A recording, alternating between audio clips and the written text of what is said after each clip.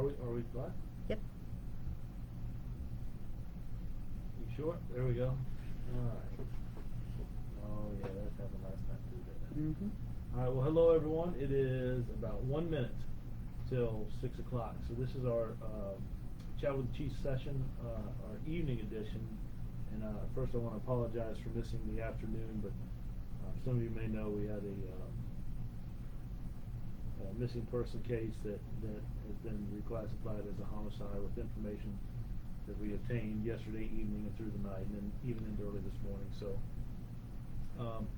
because I wanted to do some things, make sure that I shared and had some conversation with the family, and then we did a press conference this afternoon and went through a series of briefings and some things that what we had done, what we were doing, and what was to follow.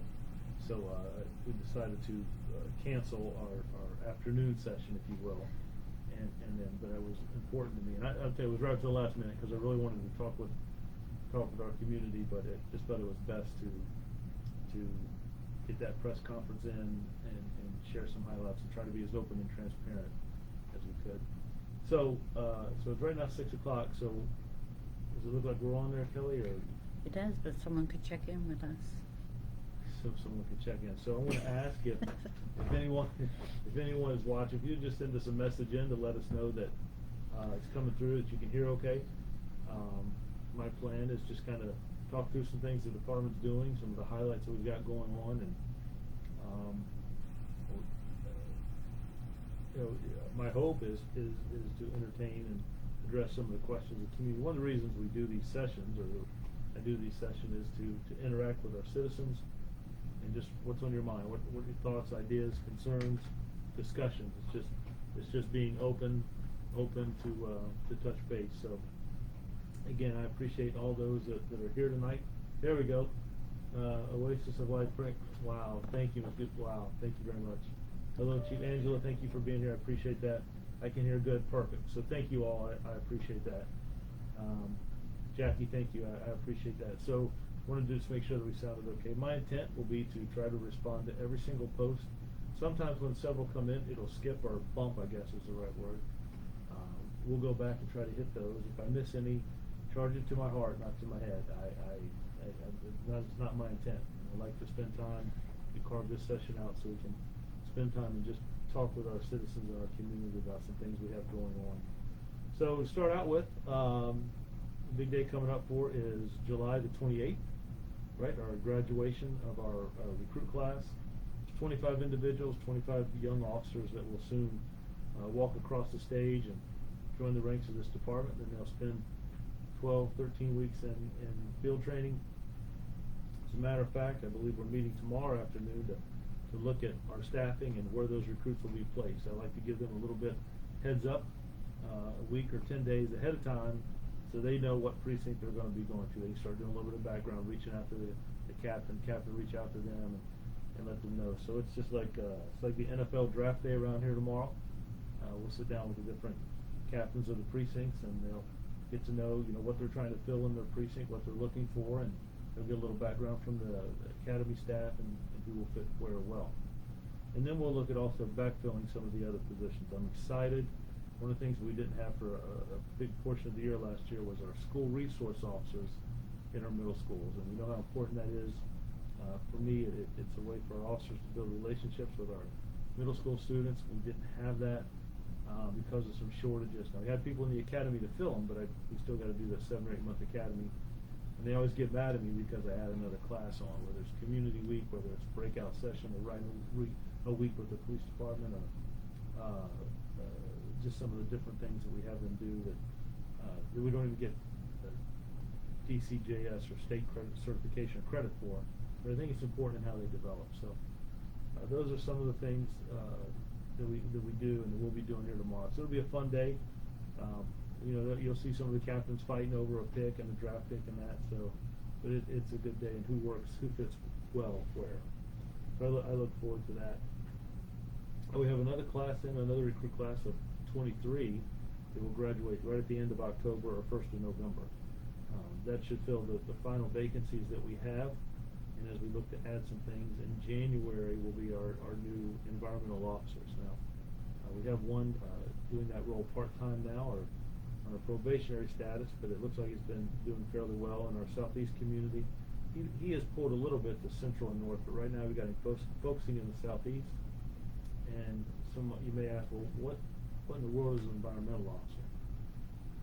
So an environmental officer is it's another way of addressing crime. We talk about gun violence and things in our community, but it really addresses blight.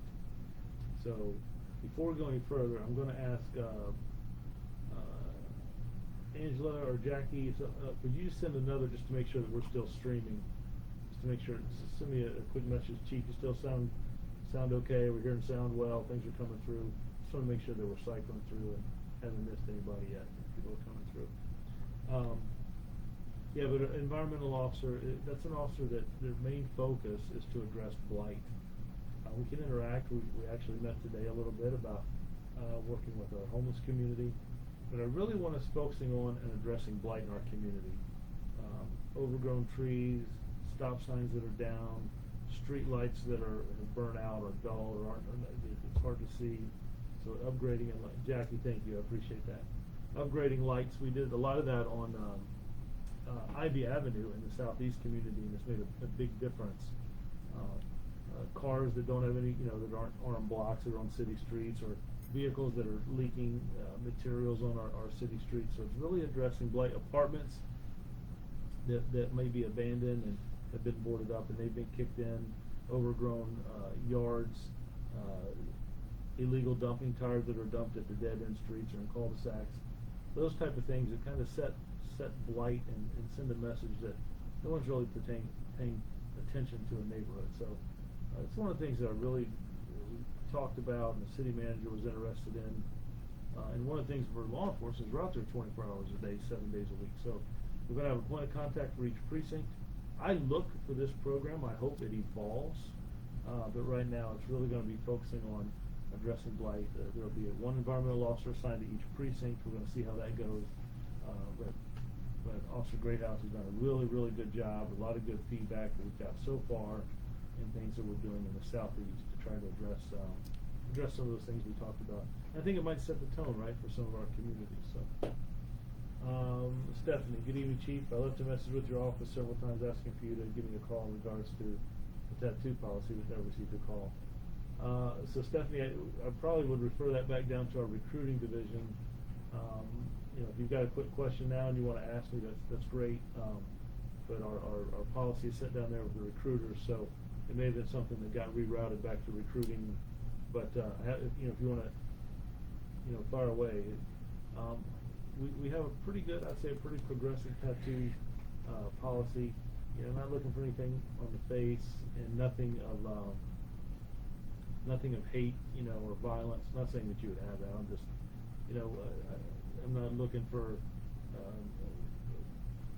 I don't know, a tattoo of a bear with blood dripping off its, that's not what I'm looking for. But we're pretty liberal about the tattoo policy. As we looked at others around the jurisdiction, I'd say we're pretty favorable there. But I'm looking for something that's not offensive. He's dealing with the family. I don't want it to be, I don't want two people sword fighting and things hanging out. So, and I say that because I see some of that, and that some of those things. But we're pretty liberal. Can you not use makeup to cover it up?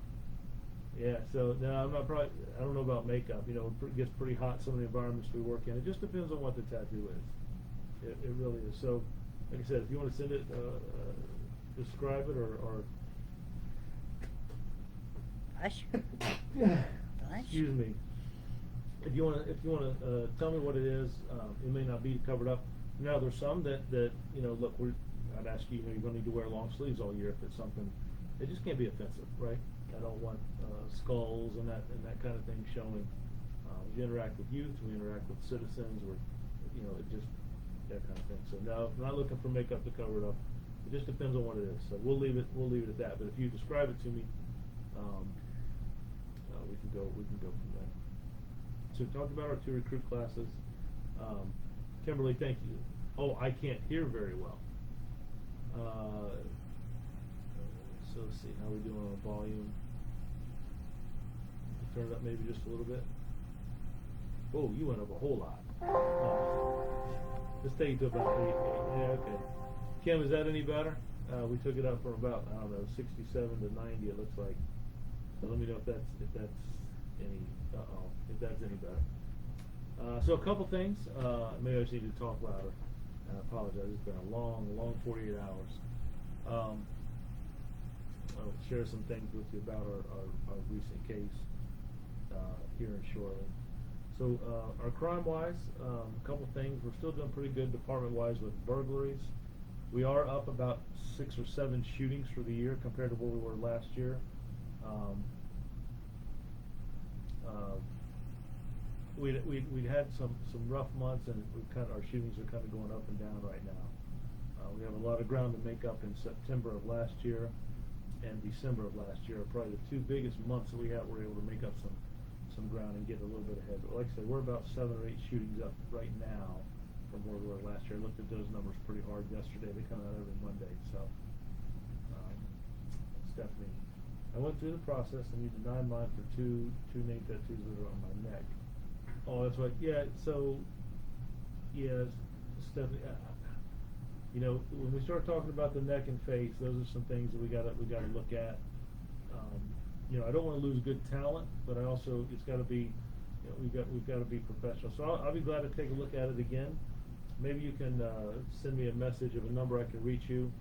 You don't have to do it publicly, but and I think there's a message thing.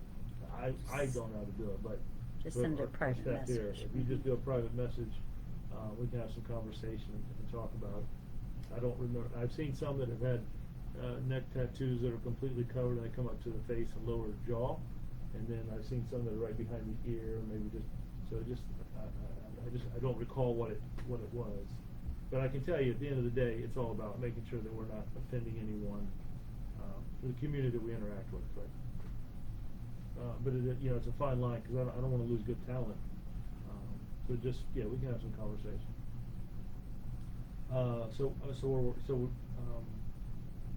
Yes, we've had a rough about 48 hours. You know, we were investigating a missing person case. We started on that Sunday evening, and then it has because of information and things that we've uncovered and information that's come forward, evidence that's been collected. We have now classified that case as a homicide. Well, Keith, you're saying it's a little hard to hear too. Maybe it's the mic. Maybe it's too far away. We'll try that. Let me get a bigger close-up of my big head. Keith, does that sound any better? We've got the sound turned up, so tell me maybe it's maybe on here. But I brought the mic a little closer. Keith, does that help? Tasha, so I just want to share a little bit. I'll talk a little bit about where we're at. Tasha, I'll get right back to you. So because of some of the information we've collected and evidence and come forward, some things that we've uncovered, we did reclassify our missing person, Miss Yuri Lewis, as a homicide. We have made an arrest in the case, but there's a lot of work to do. There's still a lot of work to do. So one of the things I want to touch on here tonight is just asking the community if you've heard anything or seen anything. We did a press conference around 2 o'clock today and asked the same thing. And if you've heard anything, if you've seen anything about Miss Yuri Lewis or her disappearance, if you will, know anything at all, I'm just asking that people would come forward and share with us, let us know. Could be something very, very small, something that you think is insignificant. It could play a very, very big role. Keith, like something's covering the mic. All right, I don't know. I'll see what they can do on the technical side, and I'll keep going with it. Should have it pretty good. That's what happens when you got somebody non-technical like me trying to run it. But yeah. So if anybody has any information, I just ask them to come forward to share it with us. There's a family hurting, and I can't turn back the clock. None of us can. But if there's ability to provide some closure, maybe some understanding, if there is such a thing, But it's a fantastic family. I got to speak to her children today. It was very hard, but man, they are very bright. It's a very loving family, very caring family. I'm honored to know them. I got to speak to church last night where they go, just some individuals that came in to pray, and there's a lot of power in that room. And I've known Pastor Riddick ever since I got here. We had some good conversations. So yeah, so my heart goes out to them. And Jackie, okay, got you, Jackie, thank you. So my heart goes out to them. Then it's my hope that this police department and our community can provide some closure. So we may talk a little bit more about that, but that's what that's been the number one, and is the number one priority right now for this police department, is to try to find her and bring her home to her family. Tasha, the loitering at my local corner store prevents me from going to the store alone. What can I do in regards to the number of people who are gathering near the store and hanging out in the abandoned buildings near my home? Tasha, give me a little bit idea of what area, what neighborhood maybe. But that's one of the things that I would like our environmental officer to do. You know, so it's like you're talking about loitering at a local corner store, and gathering near the store and hanging out at an abandoned building. So an abandoned building, it draws people, it draws some elements that maybe individuals that go inside this abandoned building or that hang out in front of the abandoned building, they don't think nobody's calling and complaining about. But that's one of the things that I want our environmental officers to do. If you're in the southeast community and south precinct, 7-Eleven near the shipyard.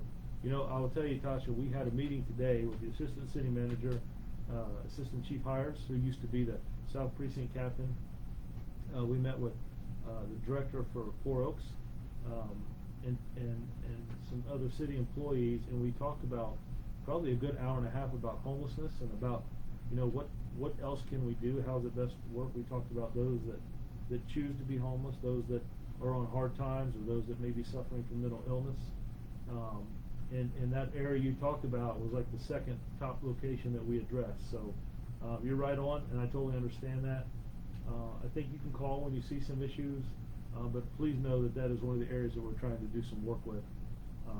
We're actually working with one of the judges to help us with the mental health docket, and to get services for those who want it, and maybe have a place to stay. You know, we're in the middle of summer, but you know, winter's not too far along. The weather's going to change, and people hanging out and being cold. So yeah, it's just I get it. There was a couple other locations, but the 7-Eleven right there by the shipyard is one that we definitely talked about. So you're good, absolutely. Tiffany, not sure how old the kids are, but is there anything we can do for them? Yeah, Tiffany, I'll tell you what, right now I think the best thing is just to keep them in your thoughts and prayers. You know, I sent them a text. Before I did the interview today, and the interview was at 2 o'clock, I had promised that family that I would call and talk to them if they wanted me to. And not to interject, but the kids there, that if they would like me to talk to them, I was more than willing. And it was not an easy conversation. I saw them last night at the church service and the vigil, if you will, but I did. I wanted to talk to them before I talked to the media, before that this situation, I guess, would be out. And I just wanted them to know, and you know, not sharing too much of that conversation, but thoughts and prayers are with them, and I wanted them to know that they matter to me. I wanted them to know that they matter to this department, this community, and that we would do everything we could to bring their mom home. So it was, yeah, I think so. When you ask, and I want to thank you, Tiffany, for asking, but I think right now it's thoughts and prayers, and just being there for them. They have a fantastic support group. They got a great family, a very loving family, and the church family that cares about them. So, yeah. Kimberly, thank you. I appreciate that. And Tasha, yeah, you're very welcome. I will tell you that you know, we talked a little bit about homelessness, and we even talked about, you know, are there some cities and that are doing things that maybe we're not doing here in Newport News, or there's other police departments that are doing things. You know, we could look around at, you know, best practices. I don't think we can ever stop learning, and we certainly get departments and cities that call us and how are you handling this? How are you handling recruiting? Why are your numbers where they are? So I think that it's good, you know, that, you know, what other entities and cities, what are they doing about homelessness, how is it things, maybe some best practices, cities that have had good success. We talked a little bit about some things going on in Northern Virginia that we might want to take a look at. But you know, it's services and treatment and opportunities and shelter and medical. So all those things play a role. And I think we've got a fantastic day service center. Quincy does an amazing job over there. I actually saw him out. We were interacting with an individual that was homeless, and Quincy came out and was actually out picking up trash. And I was just like, man, this guy's really committed and he's got a big heart. And I just appreciate what he's doing for Four Oaks here and for our community as he tries to come up with creative ideas to help people, and that's really what it's all about. Yeah, Tiffany, I'll tell you, I can ask Pastor Riddick. Like I said, they've got a very, very strong support group. They've got a great church family, so I can ask him. Maybe we can post some things on Facebook if they need anything. But I think it's just, you know, right now I think they're going through, well, you know what? I'm not even going to, I can't imagine right now what they're going through. I think it's just important that they know that we care about them, that they matter, and we stay in touch with them, you know, and I will tell you, it was a hard, I looked forward to talking to them when I wanted to, but it was a hard conversation today. But they're both great individuals. Stephanie, great. Okay, so you sent it to me. All right, I'll look it up and we'll have some conversation. We'll go from there. And take a look at what we got with this tattoo thing. So, So going back to our crime, please, if you have a question or a thought, whatever, just post it. And those are just joined us, I'll try to hit it. I don't want to skip over anyone. But our burglaries are down again. That's a crime that we just continue to really do well. Our larcenies have really spiked this year, and some of that is I believe the last couple of years so many businesses have been shut down because of COVID, because of our pandemic, our virus. Matter of fact, at our last ComStat meeting, I asked us to go back and look at 2019 numbers, and our larcenies in 2022 are right just about exactly lined up where they were midpoint year of 2019, before businesses started shutting down or closing their doors for a while because of some, you know, mandates and staff and safety, right, and those type of things. So,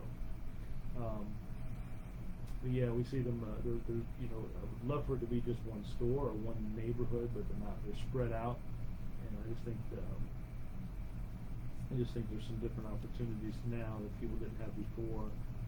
And a lot of the larcenies, the shopliftings are with arrest, but they're still spiking. They're above where they were last year and the year before, but they're pretty much right on par, right on line with 2019. So I want to be careful. You know, usually I try to compare us. Where were we at this time last year? But I want to look respectively at, you know, apples and apples and not maybe apples and oranges. Keith, look at the work you're doing with youth. Saw the post about the FBI camp, what NFPD is doing to be exempt. Keith, I appreciate that. You know, we finished our leadership camp, and then we had some young adult police commissioners we had through the year. We had our gala in June, and then, you know, it turned right around, and we were able to take part and assist with the FBI camp. Some great, you know, I just think the investment, youth is our future. I think that's what we need to focus on. Now, I will tell you, they drive me crazy at times, but I think that, you know, and they deal with a lot of challenges that are harder and different, I think, when we grew up. But I think they're smarter than we were. They're exposed to so much more social media and the things they deal with. So,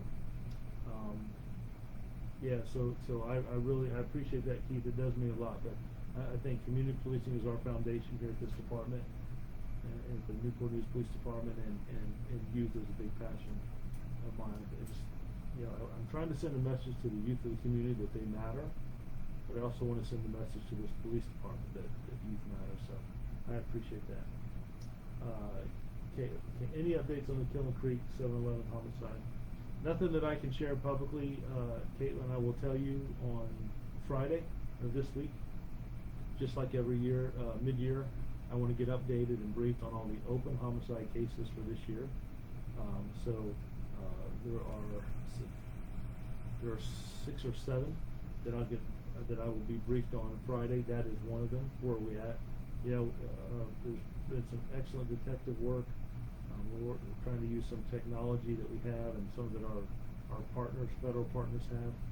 And we've got some tips that have come in, and I wish it was more. I actually got to meet with a corporation group the other day of members from 7-Eleven, and we talked about security measures, and we talked about possibilities with technology. I talked to a family member.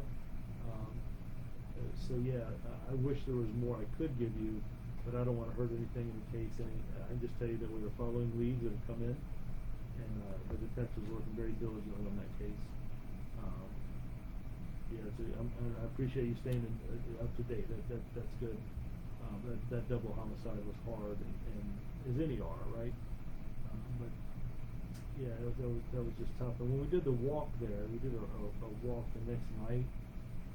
I'll tell you, the outpouring from the community, it was clear to me that the individuals who worked at that store were part of that community, that 7-Eleven was embedded in that community. They knew, the individuals knew those that shopped there, they knew their customers, and the customers knew them by name, right? It was really impactful to see the turnout there. So, but we will stay vigilant on that case, and in all our cases, we'll stay open until we're solved.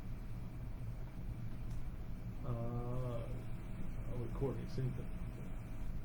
Yeah, Courtney, I was kind of the same thing with you and Caitlin both. I appreciate the questions.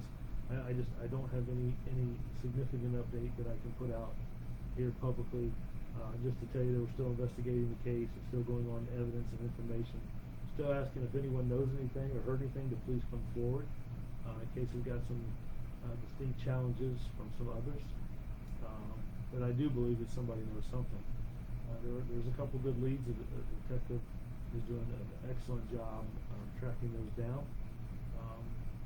And I'll get a full briefing on Friday afternoon. All the open cases from this year, and that'll be probably the third or fourth case that we cycle through. So just want to know kind of where we're at, what's the latest, what's the update. Chief Croswell does a pretty good job of keeping me up to date. For me, anyone who loses a loved one by the hand of another, gun violence, it's difficult because I know that we can never bring that individual back. But it's my hope that with some understanding, motive, and arrest, it provides just a little bit of closure. And one of the things we can remove is someone sitting and wondering who did this, or the person that did this is still out there, and so it is difficult. But there's a great detective on that case, and I can tell you that progress is being made. So I'm going to leave it at that. So Courtney and Caitlin, I'm going to group those two questions together. So we had, since the last time we talked, we had our Community Day in South Precinct. Kim, thank you. I appreciate that. We had our Community Day in South Precinct, and so we try to do that in the summer months. We'll do a Community Day that we sponsor in the South, in the Central, and North. This Saturday is our Central Precinct Community Day. We'll be out at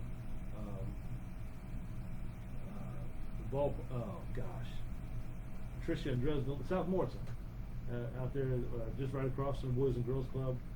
So I encourage, I know it'll be a little cool or a little hot, but that's all right. I encourage people to come out. We'll have hamburgers and hot dogs going on the grill.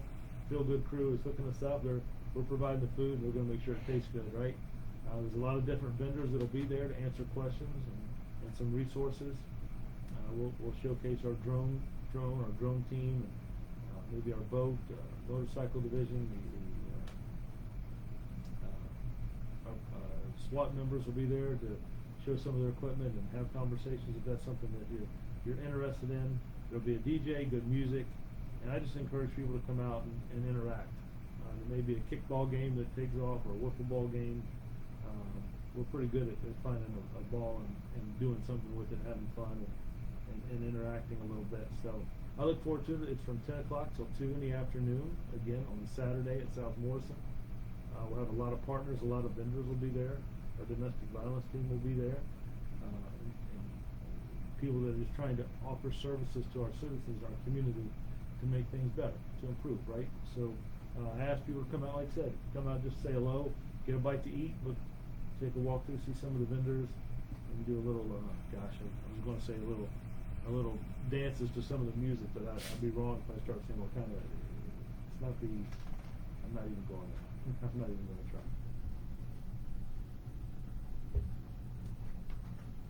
So, then next month in August, we'll do our community day in the North Precinct. We'll be up there around Thorncliffe. We did Boys and Girls Club up there like we did last year, and we just got a great turnout. So I'm looking forward to all three of those.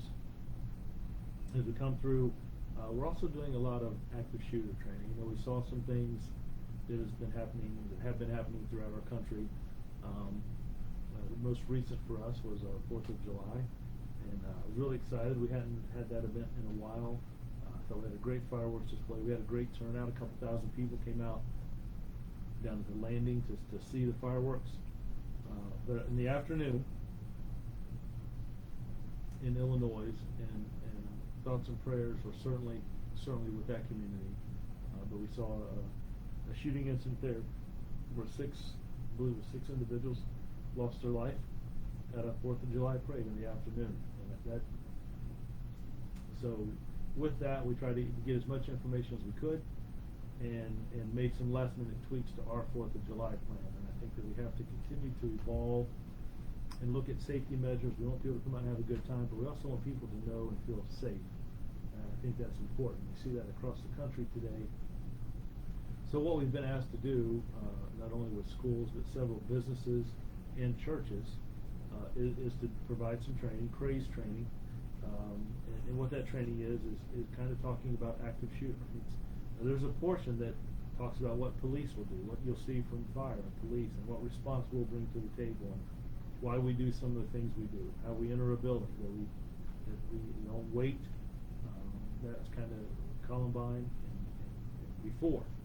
Columbine changed that, so now we're entering and trying to address the individual that's trying to inflict harm on others. I'm not criticizing any other department. But that's how we train here. That's how we train around our region. So God forbid, if we had something like that you may see a Newport News deputy sheriff, and a Newport News police officer, or a federal agent, and a state trooper, or a Newport News officer, and another position in law enforcement. It doesn't matter. We all have the same training, and we're trained to enter that building and address the individual inflicting harm. So we've done that, like I said, churches, some businesses, some different divisions in city government and the department, and schools. So as we start the school year, we want to get as much of that in as we can. We want to send some of our SROs to some additional training, and our crime analysts as well. We're getting ready to send them to some training as well, so they can pick up as we continue to develop their skills. I think it's going to be up in the Fort Eustis area, so I'm looking forward to get that set up, and get them some additional training as we continue to develop. I think as we move forward, technology plays such a role. We made a commitment here in the department about a year and a half ago that we were really going to focus on technology as a crime fighting structure, strategy, if you will, initiatives. So we have done a lot. We spent a lot of money on not only hopefully preventing cases, but being able to help quickly solve them with the use of technology. And I think that's been very beneficial. It's helped us with accident reconstruction. It's helped us get ahead of the game on crime in some of the neighborhoods. Just to mention a few, if we've talked about ShotSpotter. Every officer here now is issued a Department City cell phone when they graduate the academy, so that some of the things we see, we can get right to their phones, and they can get it, or they can even access it from their phone. If they're 2 or 3 blocks away, they can see what they're walking into or driving up to. We built and designed a real-time crime center where we have individuals that monitor things that go on in our city, that we're able to tap in to other entities that have camera footage that we can look at or roll back. And it is not anything about Big Brother. It's not about, let's see if we can pick up who's saying what. What it's about is deterring crime and responding to primarily violent crime where it happens. There's been some things where we've moved some cameras around and caught individuals that are dumping 20, 30, 40, 50 tires in a neighborhood and just driving off. And so technology plays a big role. How we process evidence, how we look at what evidence is sent to the lab, what can we process here to save time and do it quicker, and instead of waiting for the lab or getting our analysis and then sending it to the state lab to have it confirmed. But technology plays a huge role. We've talked a lot about that here with the chiefs in the region. And technology can be expensive. But our city, our leadership, the mayor, city council, city manager have been very, very supportive of items and equipment and technology that we've asked for. And I believe it's made a difference.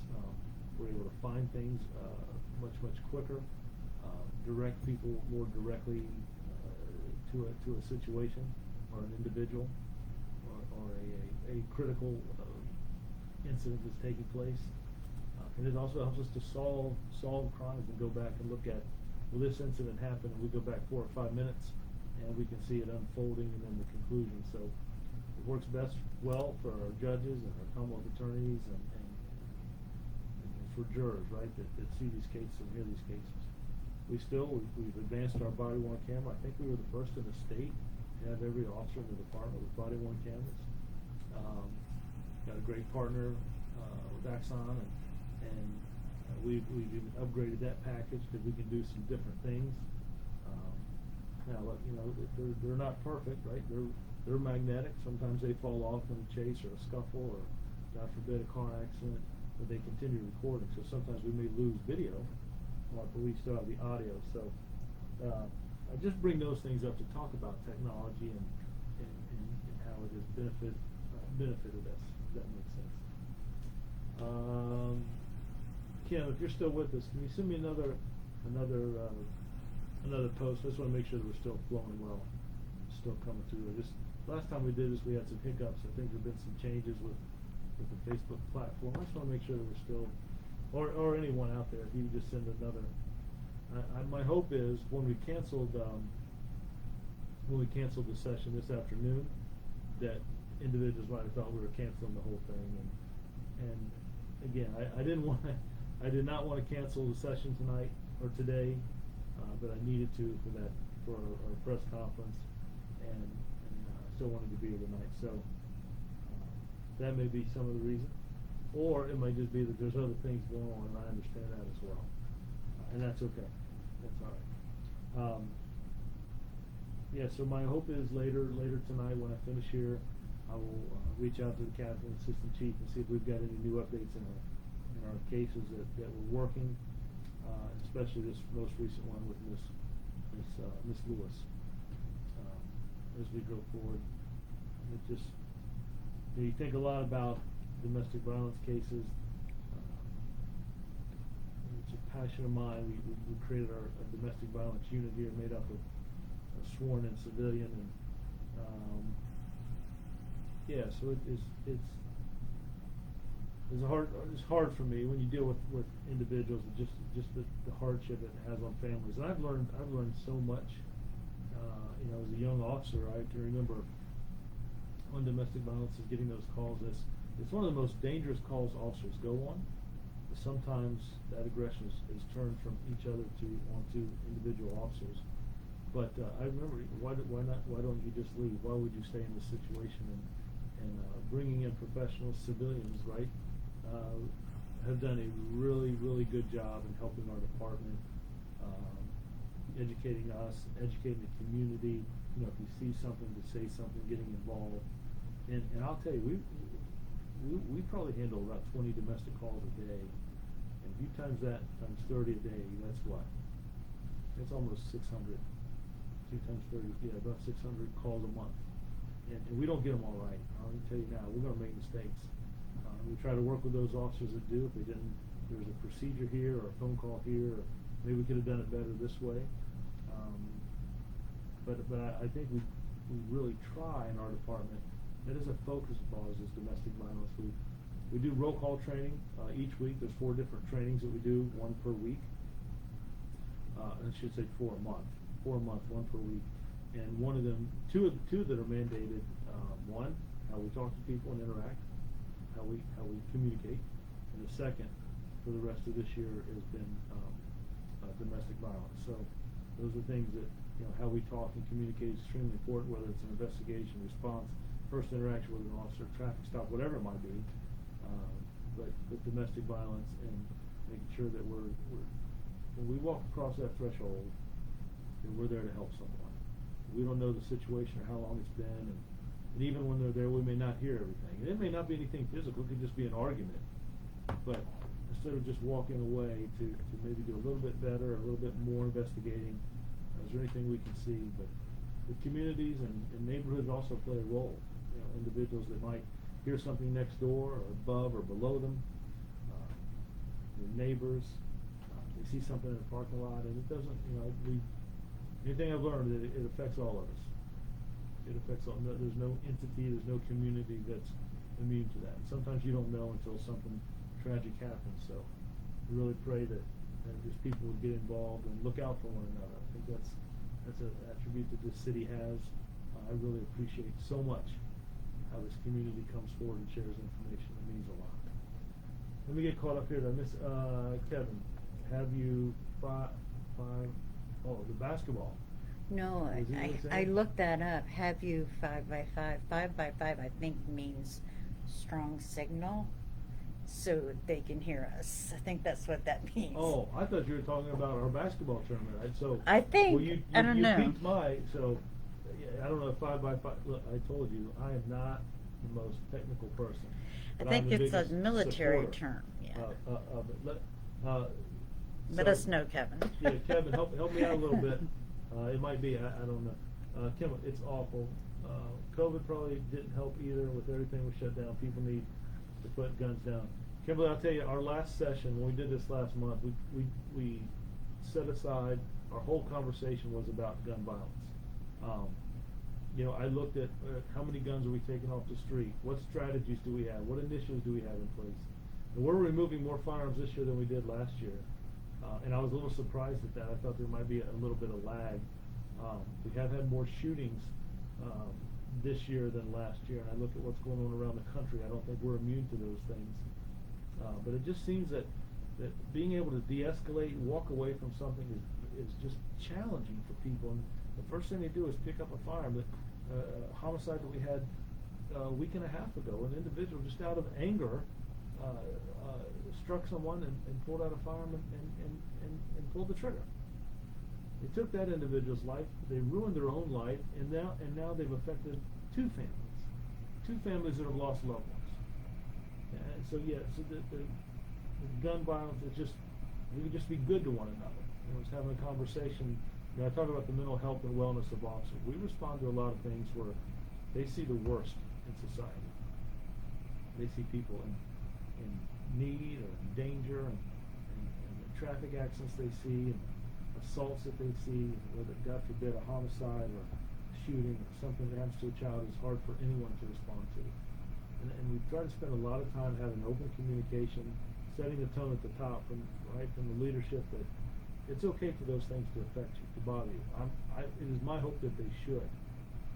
And we're able to talk about it. We have support teams in our department. We have a department psychologist. There's certain divisions that have mandatory psychological check-ins, if you will. Myself and the assistant chiefs, we do that as well. We had ours towards the end of last year, in November or December. We had our department psychological.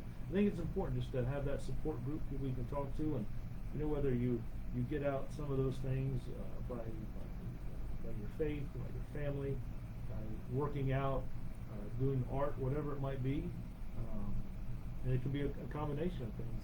It's just important. When I started in law enforcement, it wasn't really popular to talk about feelings and things you saw, but today it is. And I want to create an atmosphere here in this department that it's okay.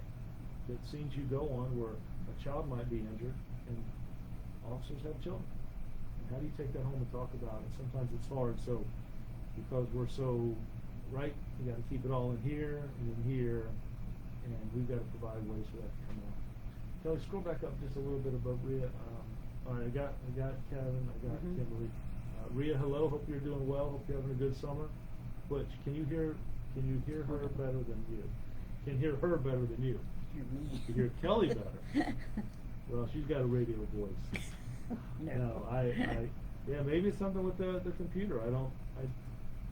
Maybe it's I don't know. We'll play for next year. I apologize. But Butch, thank you. I mean, maybe it's something with the mic. I don't know. Kevin, for sure. Kevin, I want to tell you that we are partnering with the Boys and Girls Club. We have our 3-on-3, not 5-on-5, but 3-on-3 basketball tournament going on where officers and employees from the Boys and Girls Club are coaching young men, middle school age for the most part. And we have a league going on. We'll have a playoffs here coming up in August.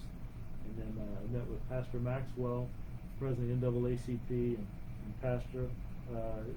Our In Touch basketball series is going to take place here shortly. So I'm looking forward to that. We always get a challenge from the sheriff's department. I think they bring in some ringers sometimes. I don't know, but some community teams, the police, and hopefully the fire department and the sheriff's department will have some fun. That's a great event. And we'll bring out some different things as well, showcase the department, some things that we have. We'll have some hamburgers and hot dogs after the game, not before, right? But it'll be good. And it's a great way for us to interact with youth, right? So that young people see us in a different light, not just in a uniform responding to a call for service, but they see us interacting with the youth in a different way. Kimberly, it's terrible. Kim, I appreciate that. That means a lot. Some of the things that we deal with are hard, and that's why I'll tell you, for me, the men and women who decide to do this job, I treat them like family, because I know what they give up, I know what they go through, I know what they experience, I know what they're going to see, and I know the things that they miss. It's not a Monday through Friday job, and everybody goes home at 5 o'clock and see you again Monday morning.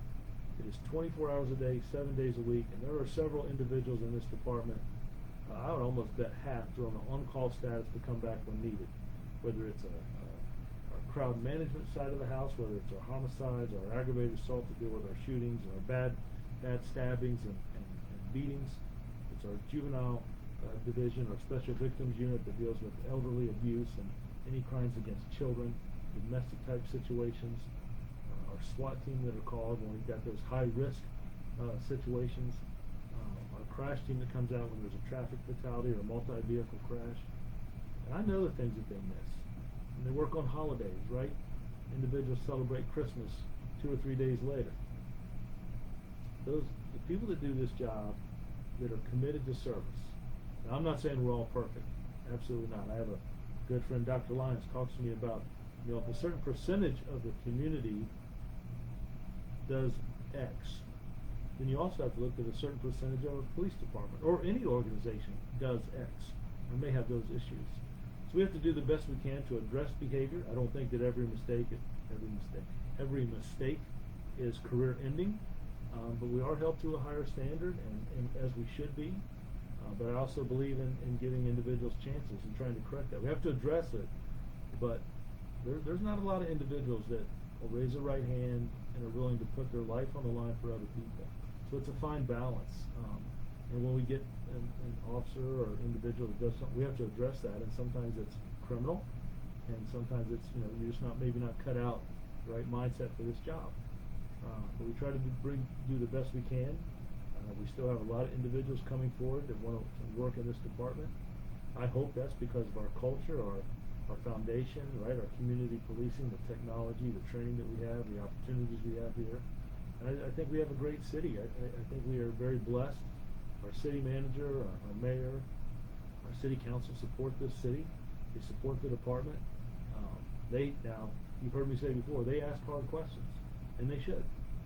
They should.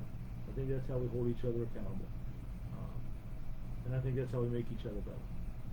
So, just wanted to share that with you. It's playing off you, Kim. If people decide to go into a profession where they serve other people and know that they're putting their own life on the line daily to do it, never know what they're going to run into. To me, it's pretty special. Thanks, my friend. I appreciate that. White noise in the background. God bless. Butch, thank you, my friend. I appreciate it. We talked about tomorrow being Wednesday. We're going to spend some time up at Port Warwick concert series that are going on. Try to go up there on Wednesdays after I get off work, and go up there, myself and Chief Grinstead, we just kind of walk around, and we listen to good music, but we get to interact with the community a little bit. Looks like people are really having a good time, and there's been a couple of rain and weather stuff, but for the most part, man, there's a good turnout. People are exciting, enjoying each other, and I enjoy being up there to just kind of see it. So it's important, I think, for us to interact with our citizens, community. That's just a good time, and I get my steps in, right? So it's good for the summer. Who did I miss?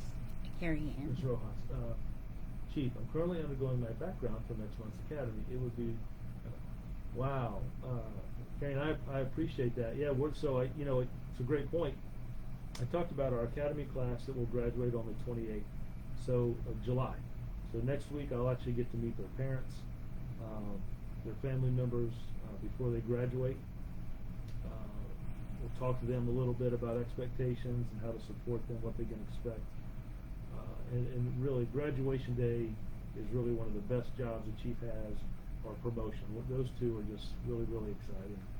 And but I should have mentioned that we talked about the class that will also graduate in November, but we have another class that we're looking to fill in August as we quickly approaches. So Ms. Rojas, I think that's what she's referring to.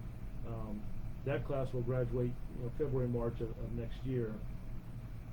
So I'm looking to put 20 or 25 good young recruits, or good recruits, right? We get all different ages into that class, and we've had some laterals that have come over from other agencies or people that are moved into the area. So that I always ask, when I meet with individuals, meet with new applicants, and they sit across from me, I ask them two things for sure. One is, why are you interested in law enforcement? Why do you want to do it? What interests you about policing today? That's the first question. So, Ms. Rowe, you're getting a heads up. Second question is, now, why do you want to do that in this city? What brought you to Newport News? Why are you interested here? So those are two questions that I ask, and I find that what I hear more often than not is, we see what your department's doing in the community, we see what your department's doing with youth, the training that you have, and the transparency. So it's my hope that just continues, and that we continue to be one of the departments of choice. I am looking for people who think outside the box and are creative. We don't do the same thing that we did in 1985. That we're spending time and interacting with our community and our citizens. We're taking time to say hello. I asked each recruit class for one favor. I'm not going to give that away here, but I asked one recruit to stand up on graduation day and share with this community and their family members. I asked every recruit class one favor. And if anybody knows it, it's extra credit if you type it in. But I asked every single recruit class for one favor, for them to do for me for the next 25 years of service. One thing. I won't give it away. But some local departments are experiencing severe officer shortages, getting testament in and staffing where it is. Butch, thank you. Yes, I've had other departments call us and talk to us about how we're able to keep our numbers. I think a couple things that we're doing is we're asking. We keep our rec open, so we're hiring all year long. We're not opening it and then shutting it. We're now running 3 academies a year. 3 academies a year instead of 2. We used to do one every 6 months. Now we're doing one about every 4 months. So there's some overlap, but it helps us when individuals graduate and get out and get on the street. And the third is, I think we have sped up. We've really invested in our recruiters, expanded that division a little bit, and I think that we get that process done very, very quickly. So those are 3 things. And I shouldn't just talk about police work, sworn, right? We're also looking for individuals. We're currently looking for a new individual in our media relations department to come in. We're looking for somebody who is really good with, here I'm going to mess it up, social media, and here we go, Instagram. Just digital. Digital, yeah, because look, you know what she's telling me? Don't even try it. So, got it. But we're looking for, we lost a great employee that had some opportunities, and wishing her the very best. But we're going to keep moving forward. So we're looking for if you're out there, take a look at our website. But we're looking for a civilian employee to our media relations division to come in and help us with with social media. I think that's important. Digital media, right? As we move forward. So we have a great communications division. I think we're tied for the highest paid in the region. But it's not just about the money, right? It's about the culture, what we do here at Compassion for People.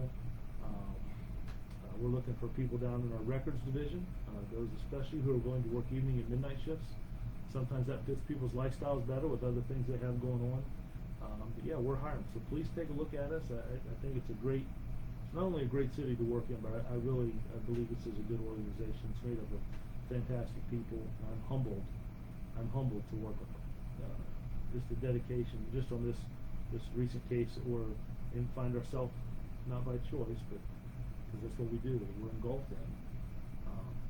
Just the detectives that have worked around the clock, some of them we have had to push out the door and tell them to go home and get some sleep, that they're exhausted, but they've been in, that's how they care. I see your heart, and I'm just blown away by it. So, like I said, I'll get another briefing after I get off here this evening, and see any new tips or any new information as we move forward. I really want to thank our community members that have come forward and helped us with our most recent case. I want to thank our Commonwealth Attorney's Office, our federal, state, and local partners, and really our city council and city manager for the investment they've allowed us, for trusting us enough to make the investments in technology that I think have helped us really, not only in this case, but a couple of previous ones that we've had. So it's not always like that in every city. I tell you, I talked to chiefs and other organizations or other departments and cities, not just in Virginia, but across the country, and they talk to me about some of the struggles they're having with staffing and other issues. So we are blessed here. I believe that. And I tell you, I get emails every day about people. Chief, we're praying for you and the department. We're praying for peace in this community. We're praying for peace in our neighborhoods. That people will put down firearms, and I tell you, that matters to me. I am a man of faith, and it matters. Yeah, so those are things I just wanted to share with you. I apologize if the message that went out earlier was taken that we were canceling both sessions. It's okay. I can talk if you don't mind listening to my voice, but I appreciate those that have been on with us tonight. I apologize about the sound. I don't know what that is. I don't know if it's me or if it's the equipment or the microphone. We'll try to get that fixed. I appreciate everybody that took time to log in tonight. And if you I understand that, especially in the summer, with all the activities, things are going 100 miles an hour in different directions. But I really want to thank our community for all that they do and have done. I really appreciate the relationship. We are not always going to get it right in law enforcement. We are not perfect. Just because we wear this badge and these patches on our uniform doesn't make us any better than anybody else. We're still human, and we still make mistakes. And I talk to the guys all the time, guys and gals both, that when we do, we need to just admit that. It's okay to say that we're sorry, that it wasn't our intention. Address that behavior, fix it. Sometimes it can be, here's an opportunity to do something across the board in the department, or it is, we just need to address one or two individuals, not reinvent the wheel. We just got to fix this. Sometimes it's not. Sometimes it's a policy issue, and sometimes we see shortfalls that the policy was right. We just didn't follow it. So another thing we're trying to do here in Newport News is I want to see more females in leadership positions. I think that's important. That be very, very well balanced. And we signed up to, our goal is 30 by 30. So that means 30% female officers on the department by the year 2030. Most departments, I think, are around the 13, 14, 15% range. I think we're right now hitting about 19 or 20%. So we've got, 7 or 8 more years to try to meet that goal. And then I want to see those individuals in leadership positions. We have a sergeant promotional process underway. We'll be doing some interviews this week as well. So be able to make some notifications. And again,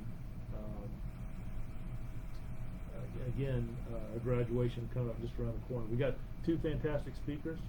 We got a youth, and then I'm going to keep our guest speaker a secret for now.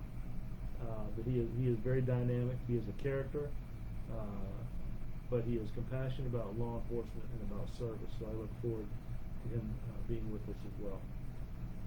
So Kevin, thank you, my friend. I appreciate that. So look, I'm going to get off here. Again, I apologize. Looks like we did pretty good on time, Kelly. Right there at 6:59. Thank you all for chiming in. Some of you sent me, so it looks like some direct messages. So I'll take a look at those. But just thank you for spending time with us. I ask you again to pray for the Lewis family. They just need our support, and we rally around them. So we're trying to bring them some closure. God bless you all. Please be safe, and we'll do this again next month. Okay? Take care.